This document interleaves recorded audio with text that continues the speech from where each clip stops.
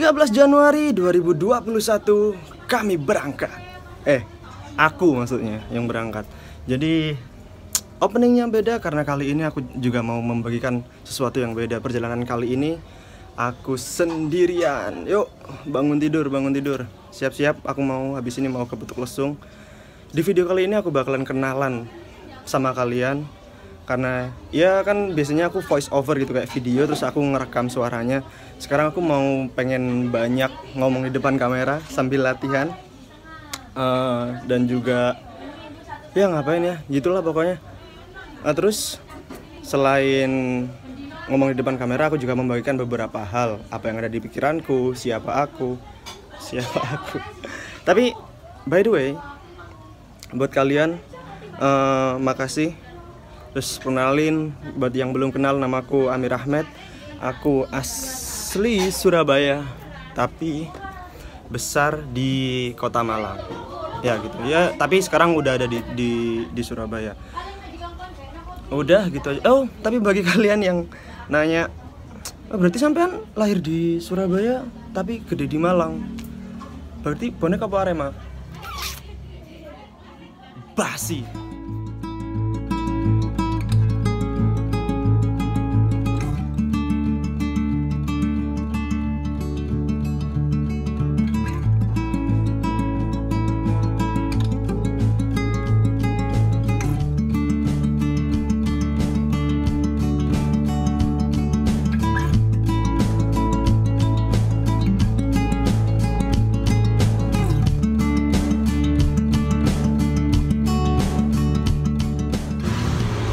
Sudah sampai di Sukorejo, Pasuruan.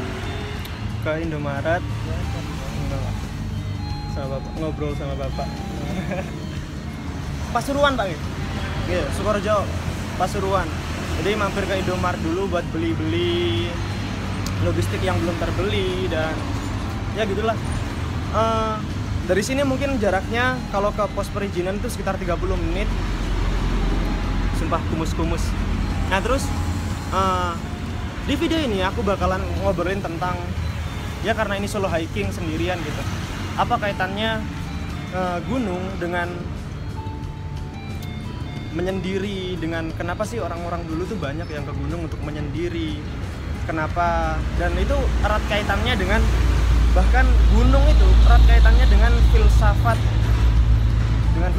baik itu filsafat barat maupun filsafat timur. Mereka selalu kayak menyendiri untuk mencari sesuatu, untuk kontemplasi dan lain-lain. But anyway, aku mau ngucapin terima kasih untuk 1000 subscriber. Ngeri 1000 subscriber. Tapi ya sekarang waktu video ini direkam udah 1200. Aku nggak nyangka sih bakalan secepat ini. Tapi makasih buat kalian yang udah subscribe. 1000 loh coy, 1000 banyak loh. Umat Nabi Nuh aja nggak sampai 300. Dakwah bertahun-tahun. Bercanda. Ya menurutku kalau orang-orang, kalau dipakai takaran orang lain gitu ya, 1000 itu dikit. Tapi kalau menurutku itu banyak. Udah, aku nggak nyangka bakal secepat itu gitu. Nggak tahu lah. Ya karena paling ya kan, walah, mek 1000 aja lah, mek 1000. Beneran coy. Nabi Nuh, Kanjeng Nabi Nuh, iku pun anaknya Raden Mas Kanan itu yang nggak ikut gitu. Jadi ya intinya buat kalian yang follower Instagramnya, ya pengikutnya Instagramnya nggak sampai 300, santai lah. Ya karena Nabi Nuh aja bertahun-tahun. Ya gitulah. Yuk kita lanjutkan perjalanan. Sinten Pak namanya Pak? Namanya sinten? Oh, ngobrol.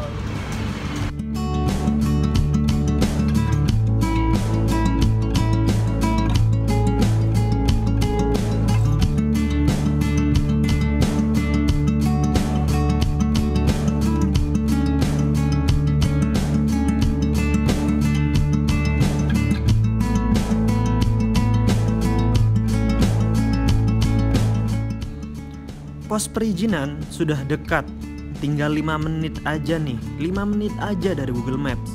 Tapi keadaan berkata lain. Hujan turun dengan sangat deras. Udah nyampe pos perizinan tapi hujan deras banget.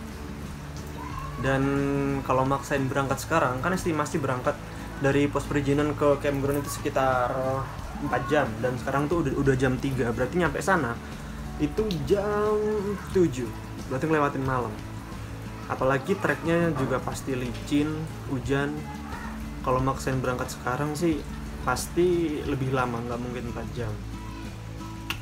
Ya kayaknya aku mau ke Malang dulu aja, ke Malang, nginep di rumah temen di sana, terus baru besok gas lagi ke sini. Kan dari sini ke Malang mungkin sekitar 1,5 jam, bisa lah ya berangkat lagi. Semoga nggak kesiangan. Tadi itu sebenarnya aku mau berangkat pagi jam 9, jam 10, tapi ya berhubung saya adalah bangsawan alias bangsa Tangyawan, jadi ya baru bangun jam 12:30. Guys, Malang dulu aja lah.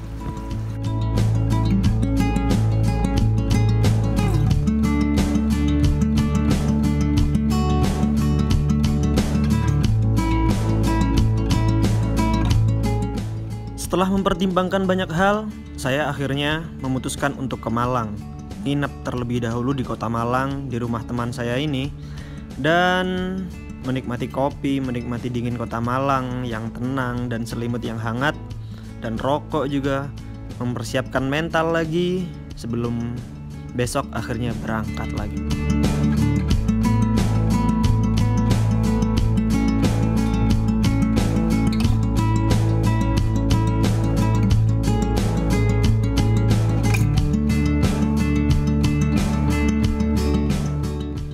Akhirnya jam 9:30 saya sampai kembali di parkiran dan langsung berangkat. Jalanan awal melewati rumah-rumah warga dan masuk ke perkebunan. Jalan batako dan beton menyambut. Tapi meskipun langkah jadi termanjakan, treknya lumayan untuk pemanasan. Dan berjalan sekitar 25 menit akhirnya sampai di pos perizinan.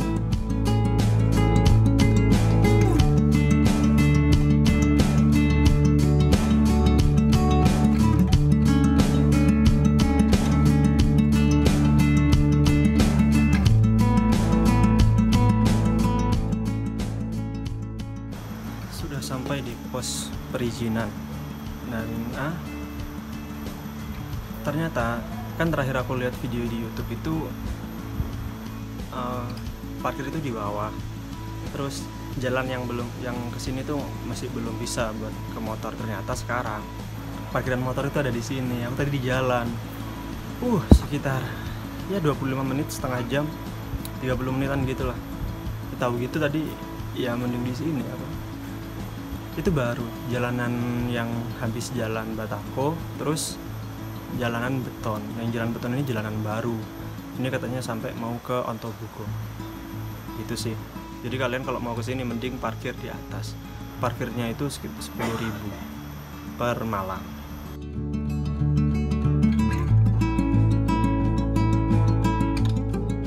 Jalan dari pos perizinan menuju pos 1. Nah, aku akan bahas kenapa sih menyendiri itu erat kaitannya dengan pemikiran, dengan filsafat. Nah, zaman-zaman dulu itu orang-orang untuk mendapatkan hal baru, untuk mendapatkan contoh syair yang baru, dia harus menyendiri gitu.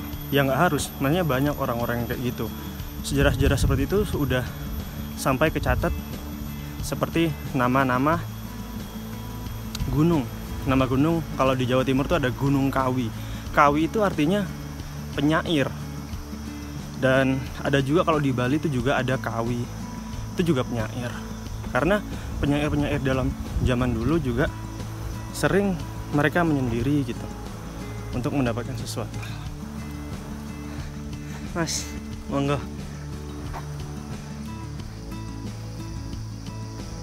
Kalau di teori itu disebutnya self-exposed exile, di mana kita menyendiri, menjauh dari kerumunan. Ya banyaklah tokoh-tokoh. Kalau yang di Tiongkok biasanya ada itu siapa, Lao Tzu. Lao Tzu juga dia kan pemikir juga penyair yang terkenal. Dia suka pergi ke gunung, menyendiri, jauh dari masyarakat. Itulah. Oke, jalan dulu, nanti kita lanjut pembahasannya. Mana rumahnya?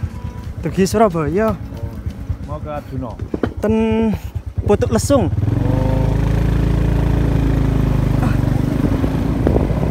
Ajengipun pundi, Pak? Mau ke sana. Ontobugo. Bukan, belum nonton. Oh, nggih. Sering ke sini apa? Tasik pisan iki. Oh, ini baru enak jalan.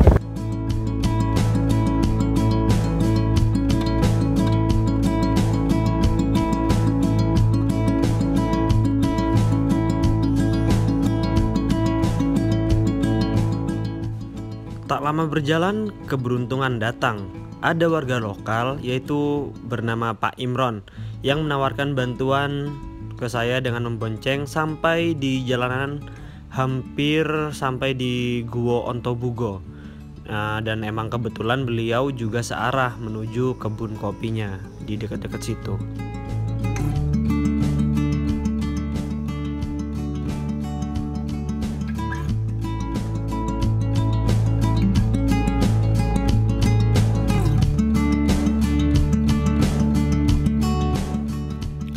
Sesampainya di Ontobugo, aroma menyan dan wewangi menyambut hidung. Di sini terdapat gua yang di depannya ada pondok untuk istirahat dan tempat peziarah menaruh berbagai sesajen. Nama Ontobugo sendiri diambil dari nama tokoh pewayangan bernama Sang Hyang Antaboga atau Sang Nagasesa alias Sang Hyang Basuki. Dalam dunia pewayangan, karakter Sang Hyang Antaboga berwujud seperti ular, naga, dan dikenal sebagai dewa penguasa dasar bumi. Ia mempunyai kemampuan menghidupkan orang mati yang kematiannya belum digariskan, karena ia memiliki air suci Tirta Amerta.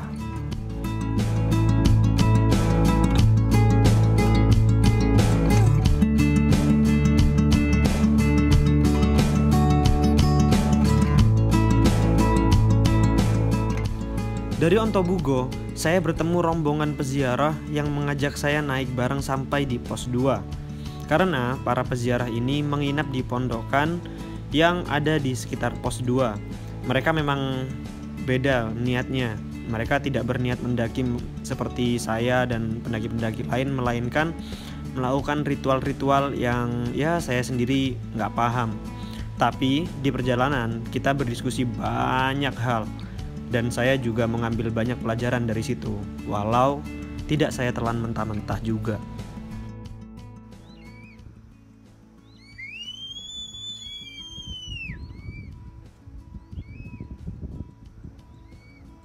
Pelajaran dari coretan, dari perilaku itu dituruni Rasulullah. Apa artinya ikhlas? Kalau pelajaran Rasulullah, berilah dengan tangan kanan, jangan sampai tangan kiri melihat. Tapi kalau kita kupas lagi lebih dalam, kalau kita udah ngasih jangan pernah ada di otak, jangan pernah kita pikir, apalagi jadi beban buat kita. Kalau kita udah memberi, Nah kayak wong ngekei Hilang. kan, wong ngekei tulis senang ngene lemah. Tapi nek kene dikei uang tulis senang watu. Berarti maksudnya kayak nek tulis nang lemah kan gampang hilang. Berarti ngekei iku wis langsung hilang no pikirane. Nek dikene ditolong uang tulis senang watu. Ki kan ono. Wong kita ono nulung aku. kita harus tahu tuh kuasa-kuasa Allah yang ada di manusia. Jadi kita duduk di sini pun kita mau sholat di mana, di Mekah. Jadi kita mau sholat dimanapun, jalan kita sholat, duduk kita sholat, ngobrol pun sholat. Kenapa Rasulullah bisa jalani 50 waktu? Padahal dia manusia biasa seperti kita. Cuma predikatnya beda. Nah, kita manusia, predikat kita mulia. Makanya cari kemuliaan kita. Tuh. Gimana caranya? Dia berselawat, berbuat baik sama orang, nggak pernah negatif thinking. Kalau kita selalu berpositif pikiran, alam respon. Siapa si alam? Si alam bunyinya nih, para malaikat ibadah subhanallah walhamdulillah wala ilaha illallah wallahu akbar. Allahnya hilang, nggak ada. Tuh ibadahnya para malaikat, Allahu akbar, Allahnya nggak ada, hilang. Kemana Allah? Ini alam semesta beserta isinya. Makanya kalau kita positive thinking, alam respon. Apa keinginan kita di tempat apalagi seperti ini, alam respon. Yakin. Kalau saya selalu kalau ngomong insya Allah, yakin, pasti. Insya Allah saya kan kayak cekecangan. Pasti. Janjian itu. Karena Allah pasti. Kita berbuat buruk, Allah masih sayang, ya kan? Apalagi kita berbuat baik, ya Allah lebih sayang. Itu logika nomor satu. Makanya Rasulullah diturunin buat memperbaiki akhlak. Gak usah pakai macam-macam, gak usah belajar ilmu macam-macam, gak usah tinggi-tinggi. Gimana caranya deket sama Allah aja. Allah maha kuasa, kenalin kuasa-kuasanya. Allah maha goib, kenalin goib-goibnya. Jangan sok kenal sama Allah kalau belum kenal ini semua. Makanya kita mau ke tempat serem kayak apapun, bukannya kita takabur, orang kita kenal. Kita baru datang juga udah ngasih tangan dimanapun, seangker apapun, sedahsyat apapun, karena predikat kita mulia manusia. Nah kita harus takut. Rasa ditakuin. Nah di badan kita mengalir si api nih, di aliran darah. Siapa si api? Iblis. Kenapa kita takut orang rajanya ada di sini? Ya kan? Itu logika loh. Rajanya ada di sini, di aliran darah kita nih mengalir. Apa kata Rasulullah? Tak akan bisa kau buang unsur itu, karena itu salah satu yang buat manusia mulia. Tapi kau harus menekan sifatnya, karena Allah tidak senang dengan sifatnya yang membangkang, tidak pernah mau kalah tuh si iblis.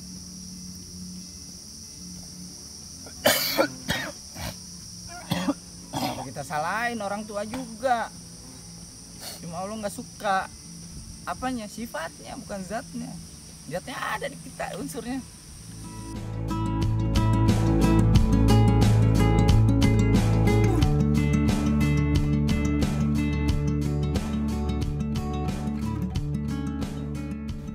Setelah jalan dan banyak berdiskusi juga, akhirnya sampai di pos 2.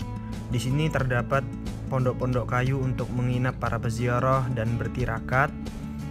Dan saya juga sempatkan mampir ke situ juga dan disuguhi makanan ditambah sambutan hangat dari mereka. Donopati. Tapi anak sing Sugestinya tidak mau. Saya yang bisa Medana Sastra Jenderal itu karena bapak ya. Saya mau kawin sama bapak. Saya tidak mau sama kawin sama anak. Ini ceritanya bersama kayak ini. Ceritanya juga begitu, karena dalaman dia cucu yang kamu ratu. Sudah di pos 2. Lama banget aku di sini ngobrol-ngobrol sama bapak-bapaknya di situ, dan juga ada anak-anak muda juga. Ya mereka lagi lelaku atau lagi ngelakoni gitulah. Jadi aku langsung ke Putuk Lesung. Dari sini tuh katanya sekitar 20 menit atau setengah jam gitu kalau lama. Situ tadi aku patokan waktuku nggak usah di ini. Pokoknya nanti aku kasih waktu realnya. Soalnya tadi di situ lumayan lama ngobrol-ngobrol. Sekitar mereka tuh ramah-ramah banget itu, sampai 1,5 jam kali aku di situ. Terus dari sini ini ke sana tuh masih ada habis gubuk-gubuk itu ada sendang Dewi Kunti. Nah di situ kalian bisa ngisi air. Sebenarnya di dekatnya pos, depannya makam itu ada warung. Di situ ada, bisa ngisi di situ. Tapi kalau kalian mau cuci muka atau mau kencing, mau berak, di situ juga ada, di dekatnya Sendang Dewi Kunti. Tapi hati-hati aja juga di situ. Kayaknya banyak pohon-pohon yang dikeramatkan, kayak diselendangin kayak di Bali gitu. Jadi jangan sembarangan. Tadi aku tuh juga ngobrol masalah, ya ada kaitannya dengan video ini. Ya masalah mereka tuh kesini bukan kayak kita yang daki gitu, enggak. Mereka lebih ke perjalanan spiritual. Jadi sempat ngobrol, sempat diskusi juga, ya dikit-dikit debat. Karena ya gitu, tapi menambah pengetahuanku, menambah wawasanku gitu. Cocok banget. Nanti aku kasih videonya ya. Gitulah. Jadi dari perjalanan pos 1 ke pos 2 ini ditemenin Wa Ali, itu dia tuh dari Salak, dari Gunung Salak di Jawa Barat ya. Di situ.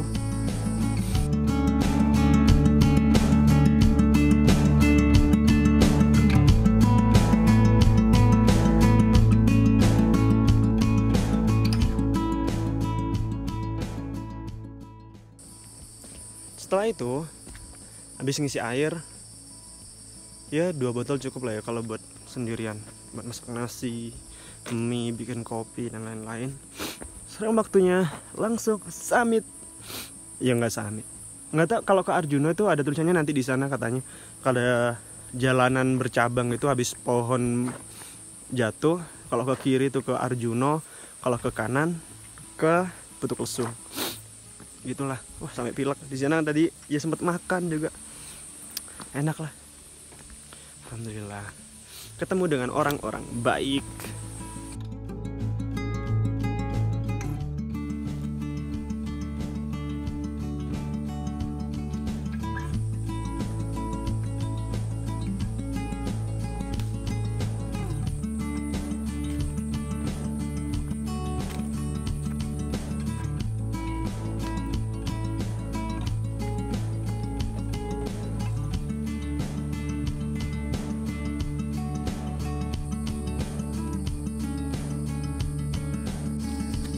Ini udah sampai di persimpangan jalan. Jadi ini kalian, kalau sini, kalau ke kiri itu ke Puncak Arjuna, kalau ke kanan itu baru ke Putuk Lesung. Jadi kita lanjutin obrolannya. Kenapa orang-orang suka menyendiri? Maksudnya untuk mendapatkan apa yang mereka inginkan, ketenangan, entah ide baru, entah seniman, entah apapun itu. Kayaknya emang semua orang gitu, ketika mereka sendiri, mereka lebih bisa tenang atau tertekan. Dan tekanan-tekanan itu jadi orang tuh lebih, apa ya, lebih ke dalam dirinya.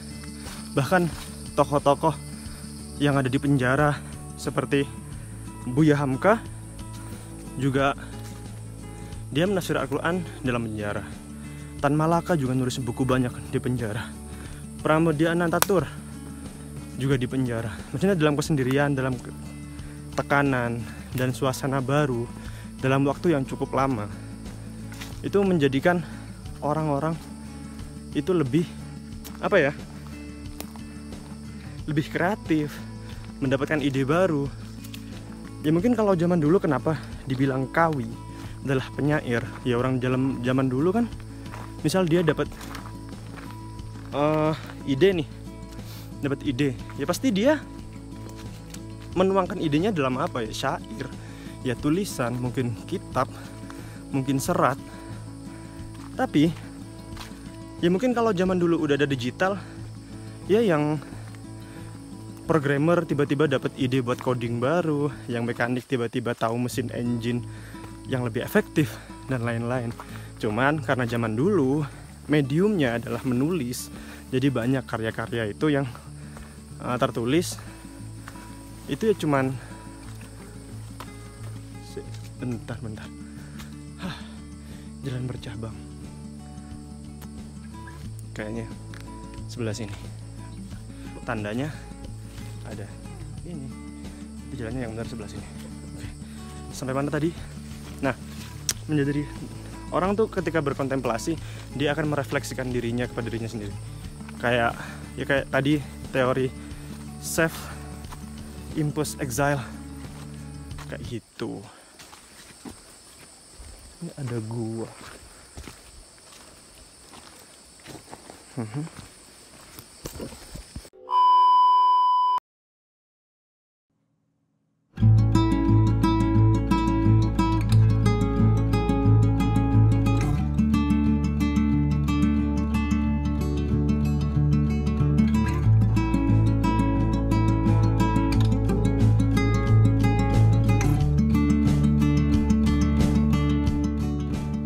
Setelah sempat salah jalan dan menemukan gua yang sepi, tak ada orang tapi bau kemenyan menyengat di hidung, saya langsung bergegas biar cepat-cepat nyampe.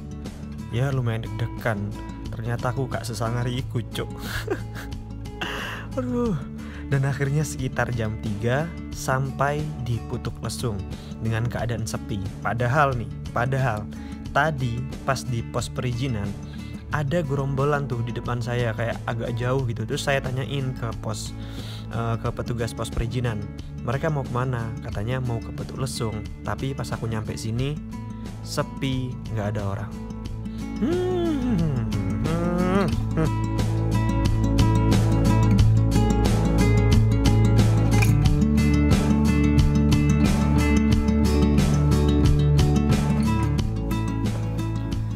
Sudah sampai di campground sore hari dan udah diriin tenda, udah siap semua, udah mau bikin kopi, ternyata kompornya rusak.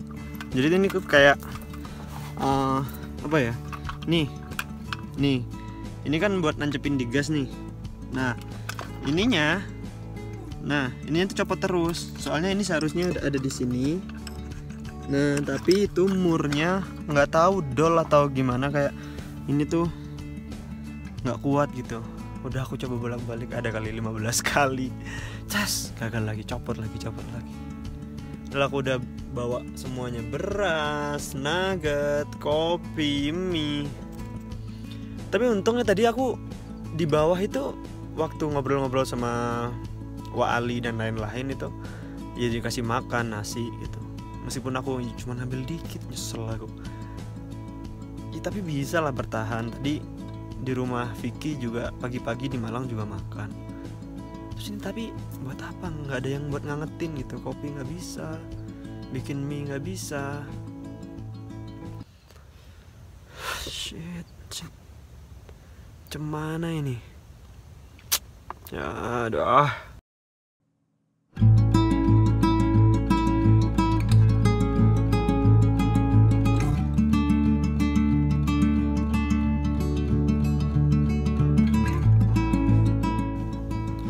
Sebenarnya tadi tuh kayaknya waktu aku di bawah ya ada 3 orang apa 4 orang gitu. Nah aku nanya kan ke petugasnya itu, Mas itu orang-orang mau ke kemana? Ke Putuk Lesung ya? Iya katanya mau ke Putuk Lesung. Itu mereka udah awan tadi ngobrol lama, terus yoga lama gitu loh. Terus anak-anak itu tadi kemana ya? Masak pulang sih. Ini tuh aku di sini sendirian. Mana malam Jumat. View-nya bagus. Kalau ada mereka kan ada orang lain gitu, aku bisa pinjam kompor kayak atau ngapain kayak. Ini bener-bener nggak ada, aku sendirian. Solo beneran. Ngeri. Duh ya apa ini cok.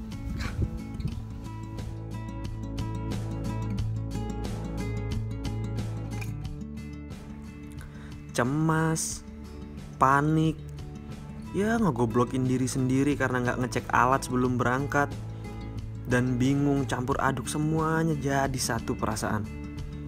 Beberapa kali coba benerin kompor, gagal. Bikin api unggun, gagal. Ya selain karena angin kenceng banget dan aku juga nggak jago masalah itu.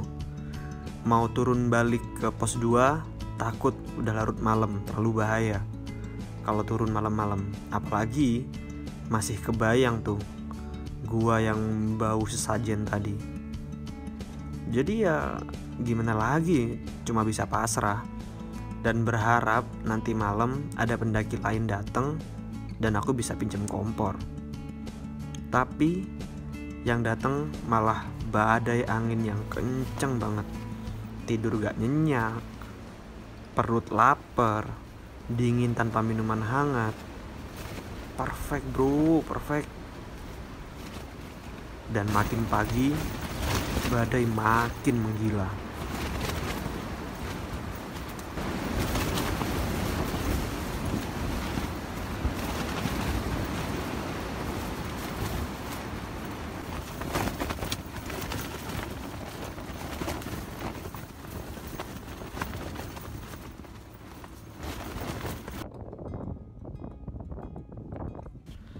Setelah matahari terbit dan badai makin menggila ditambah lagi gerimis, ya sampai tenda aku tuh nggak bisa diselamatin lagi. Akhirnya aku mutusin untuk neduh di gerdu. Ada gerdu di situ di daerah deket-deket campground. Tapi ya serem juga.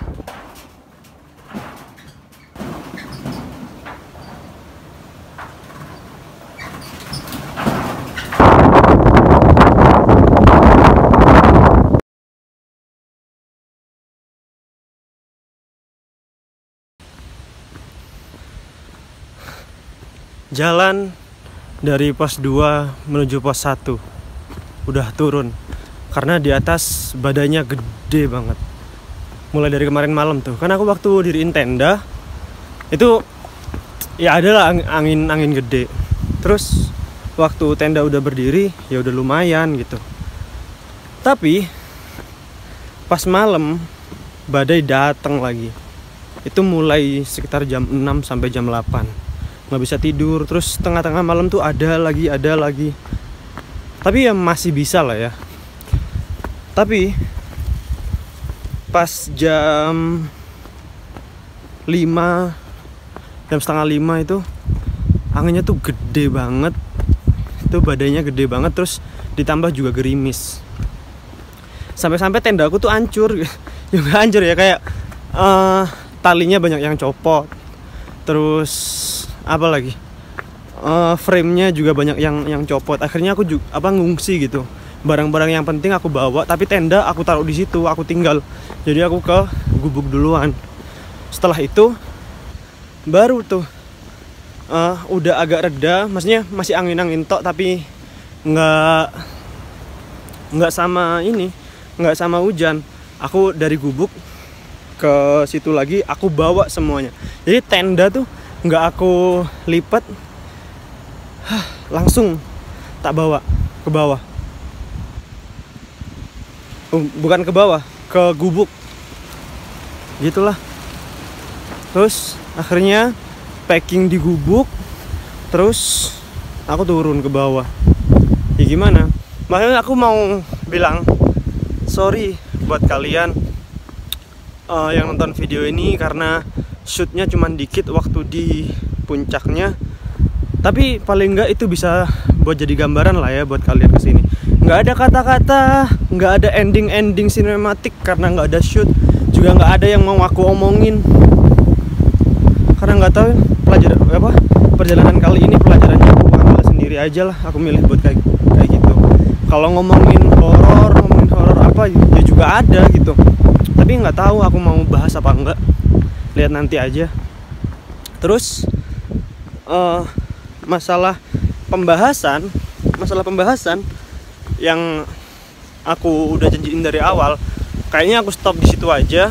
Kalau kalian masih tertarik, komen di bawah, nanti biar aku bahas di podcast. Ya, aku punya podcast, ada di Spotify, namanya Podcast Kawan Bicara. Di Spotify ada, di SoundCloud ada, di Google Podcast ada. Cari aja Podcast Kawan Bicara by Amir Ahmed. Ada, aku bikin podcast di situ. Nanti kalau kayak kalian emang tertarik dengan cerita-ceritanya, nggak apa-apa. Soalnya ini tuh ya perjalanan malam Jumat manis, ternyata malam Jumat. Aku taunya malam Jumat doang. Pas tadi aku ngobrol di bawah, terus aku tanya, "Pak, nggak ada yang naik apa?" Terus kata bapaknya tuh ada, ternyata kemarin malam. Aku memang waktu di awal wonten tiyang, Pak. Ten bro. Nggih. Enten. Wonten sing munggah. Nggih, pokoke sak gurunge sampean iku ono arek Brosari papat. Mari ngono ono maneh arek endi Pandaan. Pandean. Pandaan nang mriki. Aku pas ten Inggil niku kiambekan mboten enten sapa-sapa ya. Kula pun cerak-cerik punan. Oi ngoten. Mboten enten sing nyaut, mboten enten tiyang. Bengine mboten enten ya. Mboten enten. Cuman wonten kere. Biasanya kan lek wonten kere tirose wonten tiyang to. Nggih. Kadang aku kere nang blakrak niku kere warnane nggih. Mboten semerap kula ten jero tenda mboten anu. Nggih. Jam 10-an niku. Nggih. Dalu-dalu mboten enten sing munggah, Pak. Wong dalu niku enten arek pinten. Oh, dalu. Ten Lesung. Nggih, kula tangget lesung terus enten malin 6, tapi mboten teng lesung teng yang Semar, 6 niku. Langsung yang Semar, arek 6 dalu niku jam setengah 11 kali ini. Waktu di awal aku tuh ngeliat di depanku tuh ada kayak entah 4 atau 5 orang gitu, ada cowok dan ada cewek naik juga. Terus aku nanya ke pos perizinan itu, mereka mau kemana? Ke Betul Lesung. Oke lah, jadi aku aman gitu. Ya paling nggak ada temennya. Terus waktu kompor juga nggak bisa masak, nggak bisa apa, ya kayak gitulah. Intinya pas aku nanya ke bawah, nanya ke bapaknya itu, terus bilang ada kok banyak. Pas kemarin malam juga ada 3 orang. Pas jam-jam 7-an gitu juga ada anak Purwosari, ada anak Pandaan, ada anak Malang. Tapi waktu aku di atas tuh bener-bener nggak ada orang sama sekali. Aku tuh sempat beberapa kali teriak gitu, oi gitu, nggak ada sautan sama sekali. Terus aku nanya ke bapaknya juga, nah, biasanya kalau anak-anak yang ke Betul Lesung itu ngecampnya di mana? Ya di dekatnya gubuk itu, di bawahnya lagi gitu. Dan aku ngecamp di situ, nggak ada orang sama sekali. Gokil nggak? Hah? Ya udah, jadi gitu aja lah perjalanan kali ini. Nggak ada ending sinematik, tidak ada sesuatu yang pengen aku sampein. Jadi makasih buat kalian yang udah mau ngikutin sampai akhir ini. Ya mau subscribe, mau like, mau komentar, terserah kalian. Tapi yang penting jangan lupa budal.